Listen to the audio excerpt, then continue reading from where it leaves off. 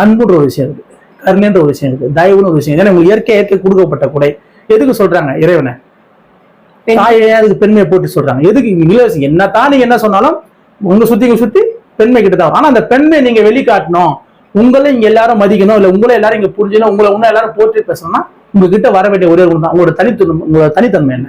என்னோட தனித்தன்மை கருணையா இருக்கிறது, என்னோட தனித்தன்மை அன்பா இருக்குது. இது இயல்பான குணம்.